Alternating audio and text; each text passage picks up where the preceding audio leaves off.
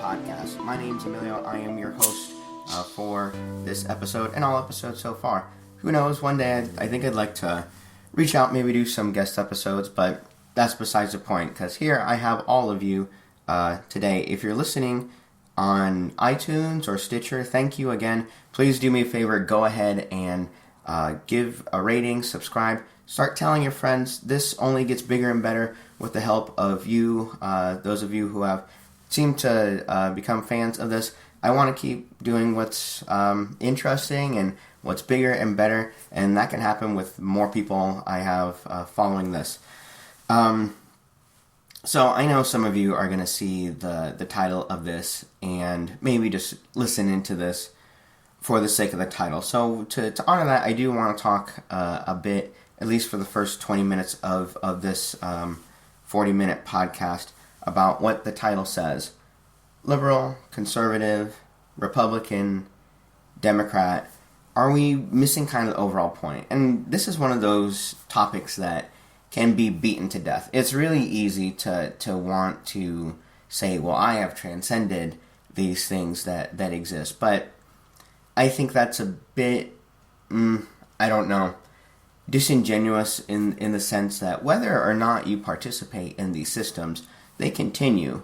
They keep going on. So I want to talk a bit about that before I get to some of the more reflective things at the second half of this. We live in historic times, I would say. We live in a time in history, and I think that when historians look back at this time, this period of history will be seen mostly in the same way that we look back when we see photos from the 1960s. I would like to say from the Civil Rights era, but if it hasn't become apparent to you, the listener, so far, we're still in the Civil Rights era. In the same sense that whenever legislation is passed or whenever there's a big social movement, it doesn't happen all at once. It doesn't happen 100% ever, truly. But it does happen. And it continues on and changes, and different messages are made from a major event that happened.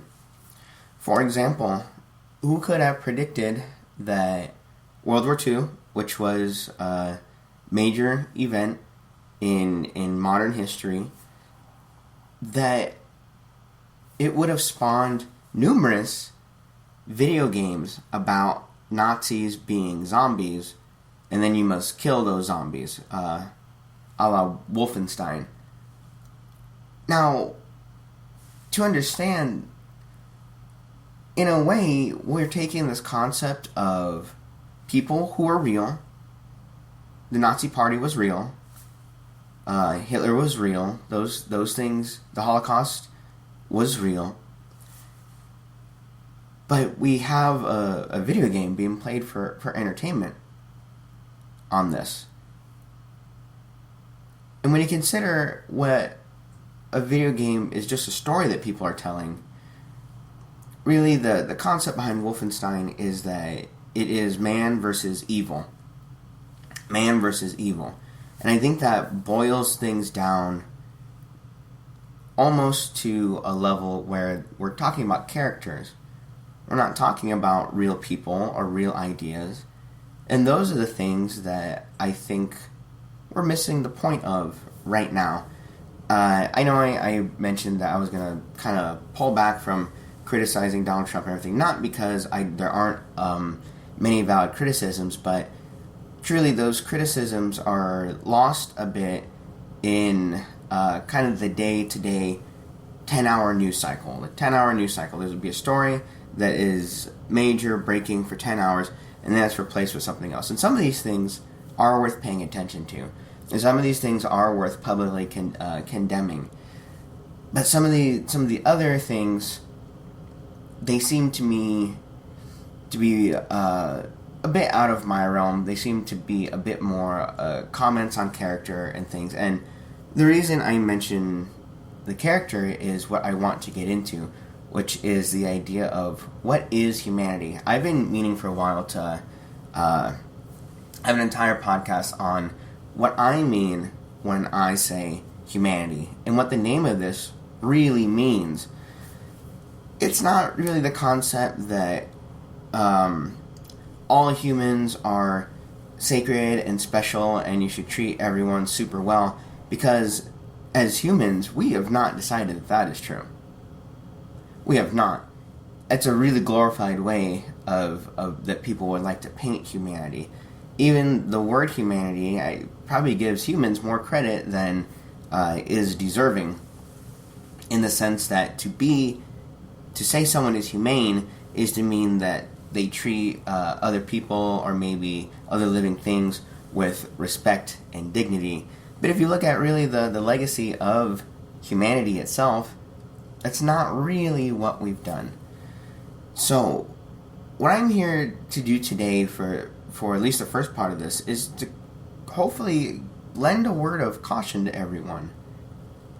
In that, when we boil people down to characters or caricatures of themselves, we're really erasing the picture of what it is. So let's I'll give you kind of my perspective, and then hopefully be able to go to a broader range. One of the things that I notice a lot in the media right now, and I as I've done this work, it's one of the things that I've said a lot, because you have to imagine, for years and years my job was, how do I get people who have differences to interact with each other, to become friends, or in a lot of ways sometimes the jobs were just how to get people to stop doing discriminatory things towards each other. And nowadays as a mental health practitioner, a lot of times I'm trying to get people to reckon their own humanity in the context of others. So let's do a bit of a thought experiment, and hopefully this will help illustrate my point a little bit better. Let's boil down the concept of the United States. We're just going to focus on the United States right now. The United States is just an island, a small island, and on this island you are one of 100 people. Now, you have also your family, your immediate family. So let's say you have both parents there, and you have however many siblings you have. For some of us, I have one brother. My impact on the island is measured. The ability to impact on the island is measured by a few things, but we'll get to that in a second. So, if I were to use my family, for example, it'd be myself, both my parents, my brother, and let's throw in my partner also, just for the sake of this. So there's 4 of us. 4 out of 10. That's 4%. Now let's say that on this island of 100 people, we decide that it is best to live in close proximity to each other because there are predators on the island. Imagine your scariest predator, jaguars, bears, whatever you think, wolves. The way that I view survival may be different than the way that you view survival, because my priorities may be different. Now let me give you that lens if I was on the island, and then as it is right now. My lens, I would like to imagine if I was on the island and it was 4 people from my family and everyone else, I would prioritize my family. Now, where did I get the concept of family prioritization? Well, I was taught it growing up, because both of my parents had that passed down to them from their parents, and that family is incredibly important. Family is something that should be cherished and protected, and you should trust family almost over anyone else. Now consider this. I am very different from all of my family members, but I'm also very similar to them because we have shared experiences no one else can have. But why is it that I can have these differences from my family, but I still feel very close to them? Well, now we get into the concept of nature versus nurture. Is this a natural process? Something in our genes expresses in a way that we prioritize those who share some similar genetic makeup to me? But then that excludes my partner, who then I must explain in a different way. But there's other people who you can read who have put on this work. Richard Dawkins has a book called The Selfish Gene that I think is really interesting on this. So I'm not going to belabor this point. But I'm trying to get to the point of my priorities will be very different than someone who is alone on this island. Now, why have I set aside 100 people as a representative of the United States? Because let's say I have an idea. My idea is I think we, as a people, anytime we go hunting, we should bring back something to give to the whole group. And the whole group means maybe the elderly who can't forage on their own, maybe anyone who is not able to hunt for themselves because maybe an ability issue, or maybe they're just not skilled at it. Now the question is, what is the exchange rate for that? Meaning, should I give it up without any expected reciprocation? Should I be willing to provide my resources without having anything back? Or do we set up a system of exchange? I will give you one rabbit in exchange for when you make blankets, you will give us one. Is that the exchange rate? Now, these types of conversations happened, but we weren't there for them. These types of conversations, or maybe they weren't conversations, they were just what seemed to work amongst one group or another group seemed to work. And I think I've given away my premise here.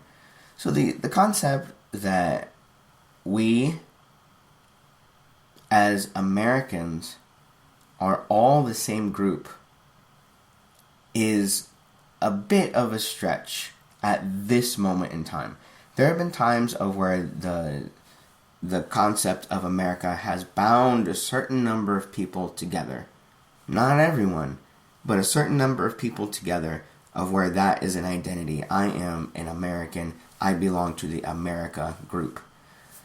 Just consider that wherever you came from once was a smaller group of people. Now, if you go back a little bit, maybe it was, because right now, consider what groups you would define yourself as being a part of. So I'll do that for myself. So I'm Latino. If you can see me on the video right here, you can see the shade of my skin. I am about, I don't know, mid darkness as Latinos go, for my skin color. But do I identify myself with lighter skinned Latinos, with darker skinned Latinos? Do I, my parents' families are from Mexico, do I associate myself with people who live in Mexico? All of Mexico, or just northern Mexico, central Mexico, southern Mexico?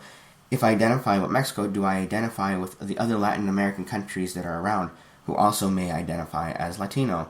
So Cuba, Puerto Rico, Guatemala, El Salvador, or even if all the way to Brazil, Chile, do I identify with them? For me, no, I don't. I don't identify with South Americans because they have lived a very different experience than me, or perceived, because there could be other people who have lived a similar experience to me, but I don't heavily identify with them. And when you take a second and go through who you identify with, and if you find your answer is like, well, I don't know, I'm just normal, I don't really strongly identify with anyone, it means you're in the center of an identity. You're so far in the center, it's not really, your identity isn't really challenged at all. You feel comfortable in your identity. And maybe because that identity has been set as default or normal. Let's blow this up a bit to the larger sense. Not the whole United States yet, but let me get there. So, I'm here in Omaha, Nebraska. I was born and raised here in Omaha. Omaha's a little different than the rest of Nebraska in the sense that there's probably the largest population of liberal people here, but there's probably more conservative people who are here. The reason I bring that up is that I rub elbows with both constantly. My job, and almost every job I've had, I've utilized one skill. Really, I think combines them all in that I meet people for a living. I meet strangers for a living. I meet strangers and I usually try to get them to tell me about their life. I try to get them to share their struggles or what their thought processes are, whether it's in that mental health practitioner role or through educational settings. So I'm a professional people meter. So I don't think I'm speaking out of line when I give my opinion on what's kind of happening here. I have noticed when I meet most people, I would say 95% of people I have met in Omaha have been very polite to me to my face. I say that because I've had experiences where people are not polite to my face, or strangers who are not very kind to me, polite to me, or just antagonistic towards me. But I would say that that's really a social norm that we have. When someone talks to someone here in Omaha, and they're from the middle class, they get a pass in. I, as someone who was not born into the middle class, but really I feel clawed my way to the middle class, have noticed that I very easily speak with people who live in poverty. That's and I think a lot of it's because I speak their language. I understand them. I feel in lots of ways I still am them. The middle class, I feel that I can exchange ideas in a way. I speak the way I'm speaking right now. I speak the code to get in. And then for people I have met who maybe they have a lot of financial capital, but maybe they also have a lot of social capital, are usually amenable to speaking with me as long as I have a point to make, or as long as I have a reason to be speaking, and I'm pretty good at small talk. So I have a ticket to get in the door. Now there's a lot of the fine print that defines that ticket. One thing I can do is speak as I'm speaking here to you, and one fancy word for those of you who may be listening or maybe want to look more into is the idea of code switching. I don't always speak like this. I can speak like this because I've been taught how to speak in front of rooms, how to speak to audiences, and it's a skill. And it's a skill that I had to learn, but I'll talk more and more about this. So how is all of this relevant? Well, I think to put ourselves in the concept of tiny groups or tribes may serve us a purpose that a lot of people don't really appreciate. When I meet with someone in crisis, I immediately try to establish if they have the bottom two levels of Maslow's hierarchy of needs. So for those of you who aren't aware of Maslow's hierarchy of needs, it's a concept by some dead German, I think. That's a social work joke, sorry. It's because everyone who had some kind of brilliant idea or some kind of social idea is some dead German, and I get the names mixed up a lot. But the bottom rung is food, water, shelter. for most of them. Some people disagree what belongs there, but food, water, shelter. What does that mean? It means those are the very basis of human life, but they're also the very basis of human society. So I'd like you to think right now, do you have access to food now? Do you have access to food for today, all of today? Do you have access to food to tomorrow? Do you have access to food for a week? Now let's imagine the answer is no. You don't have access to those things. Well, let's say you don't have those things right now, because access is also part of this. So let's say you don't have any food right now, and it gets to a couple hours from now, and you're hungry, but you don't have any food where you're at. Do you have the access, capital, that means resources, and ability to acquire food? If the answer is yes, you may not even stop and consider that this is a process. If the answer is no, you have just graded against something that humans are exceptional at overcoming, which is adversity to survival. I don't believe that human beings are good or bad. I believe that human beings are survivors, and you'll do almost anything you need to survive. So if you don't have food, all these social norms immediately become obstacles. So why do people steal food? They don't want to starve to death. In the United States, it's not like the rest of the world, in the sense that when we see someone who is hungry, who is homeless, there's a number of people who will provide their resources to them because they have a resource abundance, or they have a resource ability to access resources above what is needed for survival. But there may be stipulations people say is people should not access food unless they are working. People should not access food unless this. People should not have, or rather food without the ability to earn it themselves, or maybe beyond the ability, the action of earning it themselves. So start to think about that. Now we're talking about the politics of the island. I have the resources. I see someone without the resources. Do I demand resources be put back to me? Or do I give them freely, without stipulation? Will I do it indefinitely? Or will I say only for this short amount of time?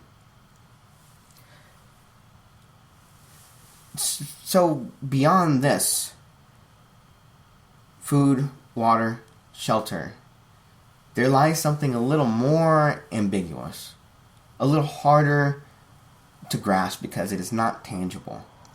And that is the idea of safety, which is the second level of Maslow's hierarchy of needs. Safety is ambiguous, but it is real. You, as a survivor species, will do almost anything to establish safety, if you can. And herein lies where we begin to disagree. Well, I'd say more overall lately. But maybe it's always been like this. And I, as a human observer in my time, can say that this is what I've seen. What are some ways that people establish safety in their lives? Well, there is almost no common experience. In that, depending on your geography, your ability to access resources, food, water, shelter, maybe the values that you and your family have been taught, and maybe just the environmental dangers that are around you.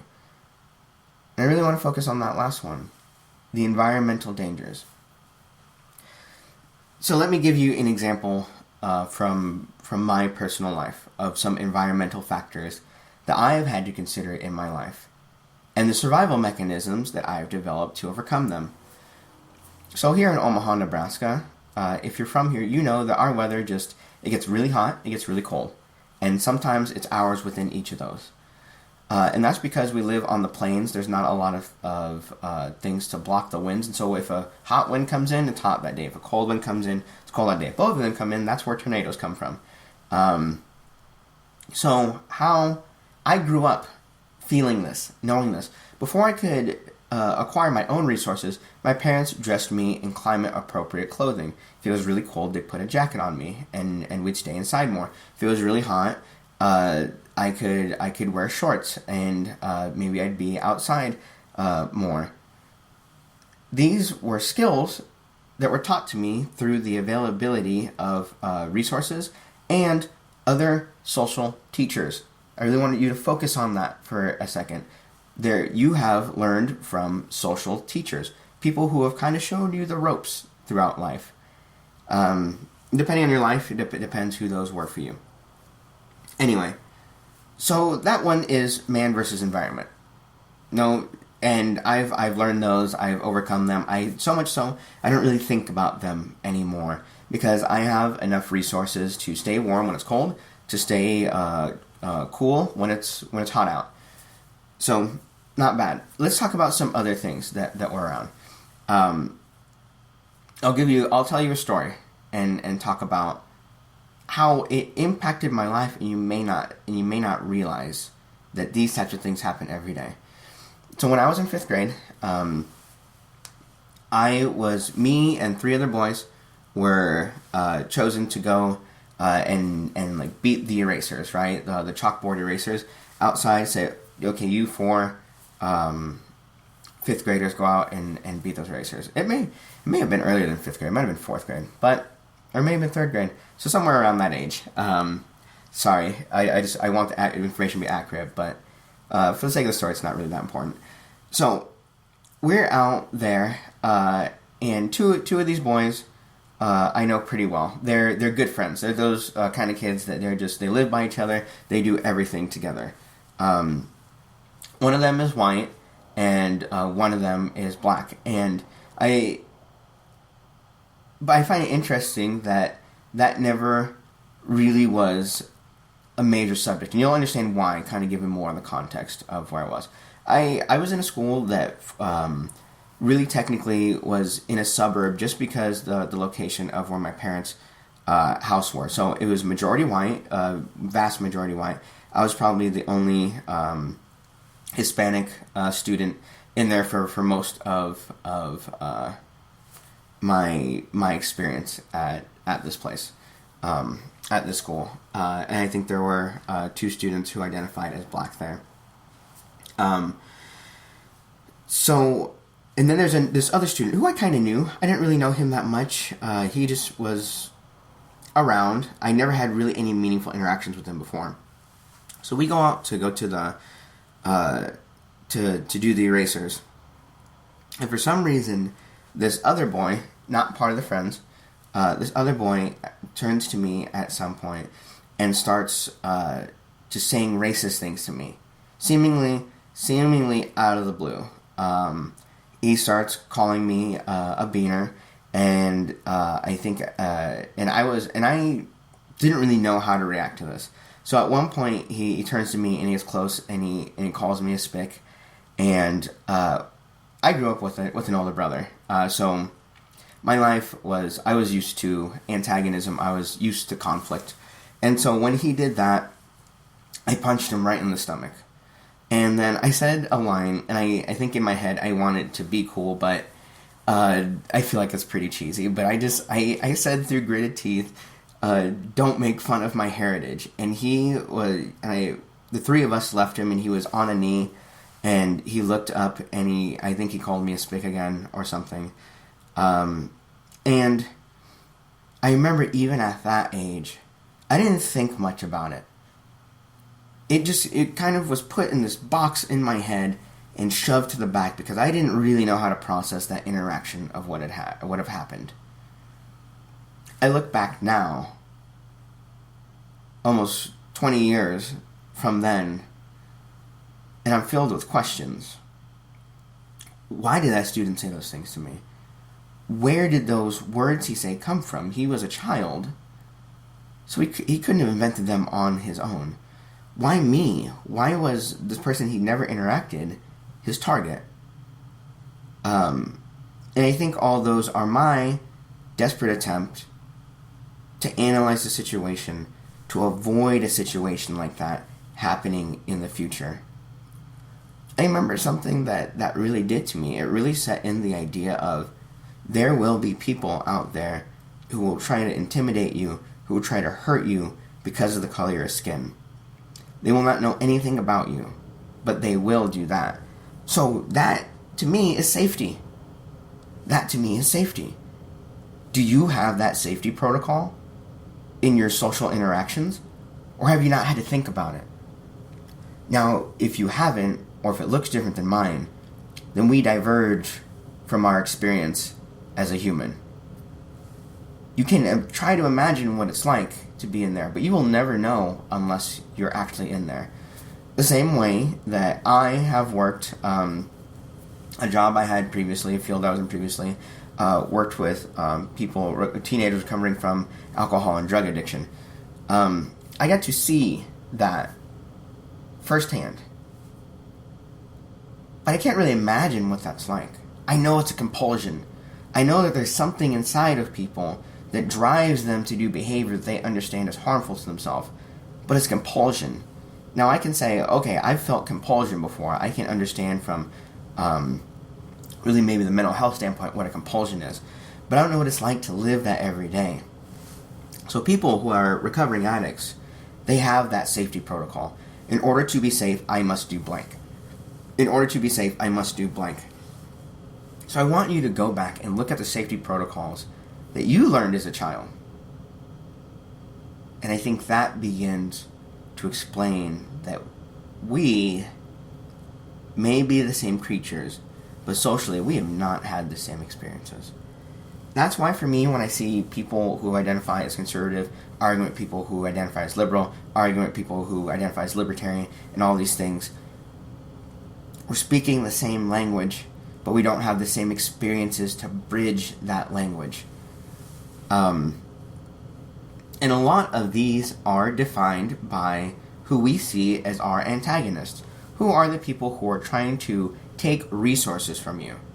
So again, for me, safety protocol is that there may be white people out there who will try to take my personal safety away from me. Now, does that make you uncomfortable? And really, to me, I don't care if it makes you uncomfortable because it's my lived experience. I could provide so many more experiences that I've had that have just done that. But consider the human mind is a learning organ. You will find ways to continue to maximize your safety. Now, I'd say for one disagreement I've had with a friend of mine. I remember she was nice enough. I went to New York and she let me crash on her couch while I was exploring New York. We got on the issues of guns and whether people should be able to own guns or not. And she asserted, no one should be able to own guns. And I said, well, the fact is that people do own guns right now. So if you want people to not own guns, there has to be a process to remove those guns. What level do you allow in a society for someone to remove personal property? Because who are those someones? Someone can wear a badge and say, I'm from the government, but they're still other people. At what level do you allow people to come in and take your personal property, something that is promised to you through the United States Constitution, which for as much as people say it can be changed, for now it is the law of the land. And if you don't like that, well, leverage your social power, your political power, and try to change it. But you're on 240 years of momentum at this point. Anyway, so really thinking about that on this subject, that becomes an idea of safety for some people. In that I become, someone may say, I become less safe when I have strangers come in to take my personal property, which are my guns, which I see as a method to protect my safety.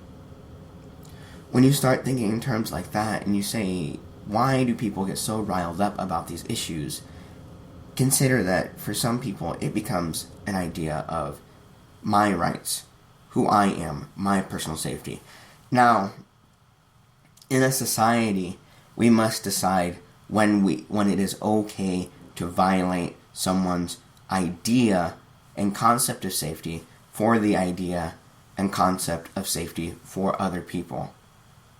A society where people are living next to each other in close proximity cannot exist without these types of rules. The big question is, who sets the criteria? Because I want you to think, has there been times in United States history where people were deemed unsafe and then their liberties, their safety was compromised in order to make other people safe? Well, I think one clear example is Japanese internment in World War II.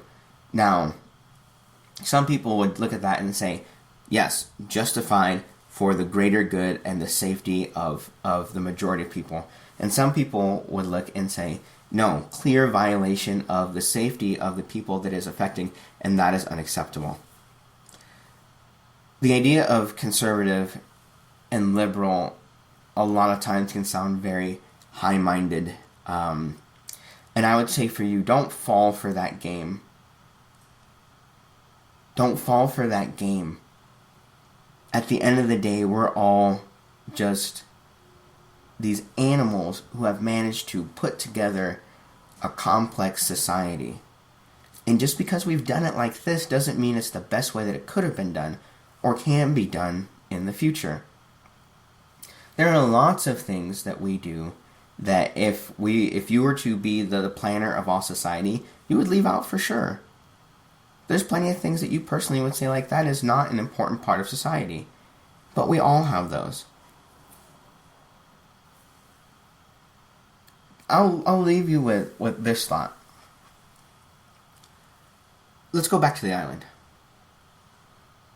You're one person on an island of 100 people. And you say, I think that everyone here should believe me that this coconut is telling me that we should kill this person. Well, now we have conflict on the island. Some people would demand evidence and say, okay, show me the evidence that the coconut told you this. Some people may believe you just right off the bat. They may say, I think I've heard the coconut speak also, and I think it's not unfair to say that. Some people can be convinced. Maybe I say, if you support me, then when I go hunting, I will provide you resources as long as you publicly support me. And with 100 people on the island, not terribly hard to sway, because humans are not very good rational observers. We don't draw rational conclusions very well. So this idea that there is right and wrong usually is trumped by the idea that I can do or I cannot do. It is that wielding of power. But what lies in that conflict of wielded power is suffering. It's death. It is a robbery of future generations of time and resources we could have developed to make their world a better place. And what I see right now in the culture is that we, as a multicultural country, are shoulder to shoulder with people that we may not 100% understand. And again, my skill for every job that I've had recently is that I know how to meet people. So I'm usually not afraid of when I meet people, because I've met so many people that I understand the process to do that. So because of that, I have a certain amount of innate trust in human beings, in that I know the normal range, normal just mean most commonly occurring, the normal range of human interaction is this. So I know that most people are not violent. Even people who are yelling, even people who act violent, most of them won't physically attack you. Where I'm from. And there we go back to the idea of safety. Because can you say the same for yourself? Where you are from, do most conflicts escalate into violence? And violence violence in a lot of different ways, but I don't want to get too much into that point. And then, really briefly at the very end of this, because it was in the title, the idea of Republican versus Democrat. You have to understand that these are not only just political parties, but political classes. These are people who usually the career revolves around the idea of politics. Maybe their family has been in it for generations. Maybe they like it. When you have a job, you want to self-perpetuate your own job. The idea that the politics and the show of politics and all those things, the idea that most Americans should be involved in this is terrible, because most people are not terribly interested in it. But you see a lot of people interested in it right now. And why is that? Because people feel like their safety is in danger. People feel like their safety is in danger at this time. And the question is, what is the most dangerous? And right now, we're actually in the classical story of man versus man. As human versus human. We're scared of other people right now. Or maybe not scared. I'd use the word scared, but I'll give you some leeway. See, maybe untrusting.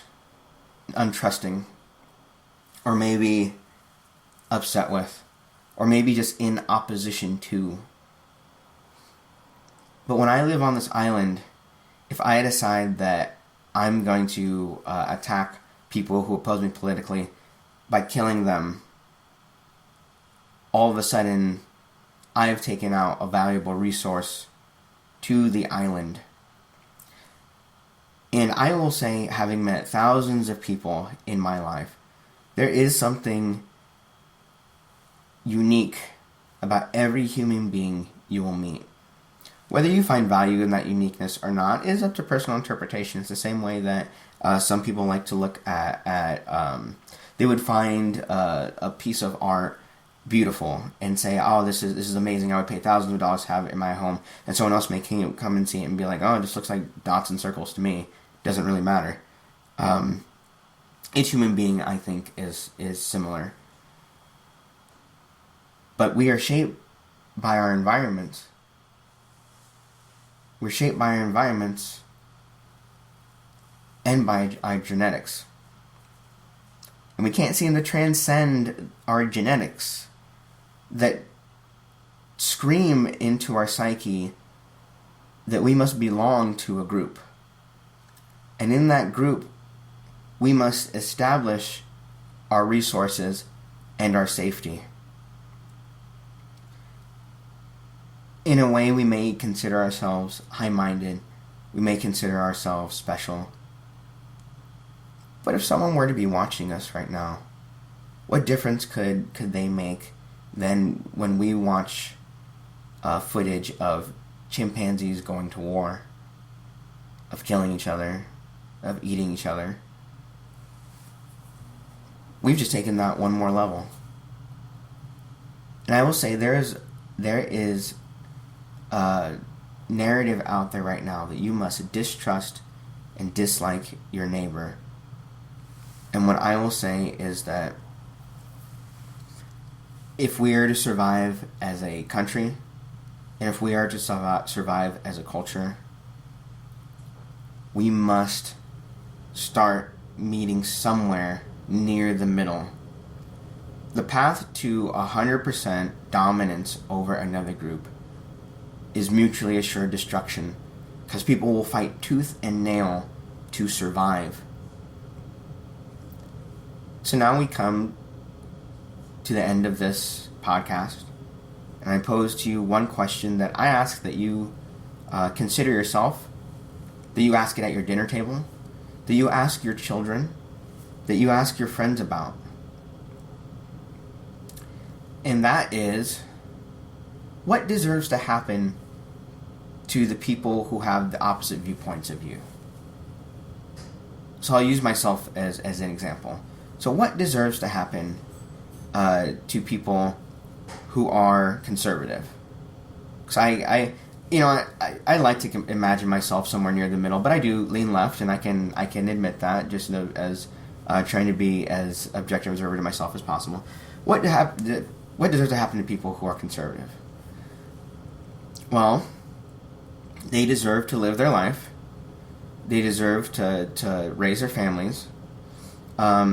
And I would say I'm probably liberal in the sense that I was raised as liberal Catholic, but there's a number of ways that I would consider I have some conservative values. I really do think that, well, I don't want to get into fiscal things. I think that's really boring. But anyhow, my neighbors may be conservative. I don't know. That's their business. What deserves them? They deserve to be treated with as much respect and dignity as I do. Now, what deserves to happen to the people who are super, the right wing, the people who are promoting the white supremacy ideology, things like that? Well, I think what deserves to happen to them is re-education. If I could have a world in like, well, and I would say maybe not re-education, because some people might see that as brainwashing, but like, I would like for them to grow from this. I would like them to grow from where they're at right now. Now, some of you, and I've talked about this before, some of you believe that, well, they deserve bodily harm. And I could come out here and rail and say, here's why this is wrong, this is why this is right. But at the end of the day, I'm one man. I'm just one person in here. And you have reasons for why you want to believe the things you believe, and what you find proper. So again, the question is, I want you to ask people what deserves to happen. And what you'll find pretty quickly is that we have a concept for this. This intergroup workings. Will I share my fire with them? Do they deserve my affection? Can we live near each other but never interact with each other? Do we exile someone? I think that's something that we haven't had for a while, is the concept of exile. Instead, we've gone to imprisonment. That's a concept for another day. Do we exile them, or do they deserve to die? And that is social planning. And that is something that no government can do for you. They can. I mean, totalitarian regimes, that is what they do, is they say this is the way that the society is going to be. Right here in the United States, it is up to us to decide these things. So if you don't like the way that people are acting towards each other right now, we have a responsibility to start finding a way to act together. Now, it is up to you where you feel safe. I know people aren't a fan of me sometimes when I'm willing to talk to people who are very conservative, or where I'm willing to put myself in different spaces, or when I have these perspectives. But what I will say is, I see myself as an astronaut. I go into the space where I know I can be hurt, where I know there's danger, where I know that, and my people who know me know that, like, my feelings get hurt very easily, but that doesn't mean it's not worth trying to go out there. You don't have to come with me. And that is hopefully the goal of this podcast, is you get to see me exploring humanity. So I will leave you with that note. Thank you, everyone, for tuning in. Please, if you'd be so gracious, rate us on iTunes. Please share this with everyone you know. Hopefully you enjoyed this video and more videos like it. I just want to give a shout out really quickly at the very end.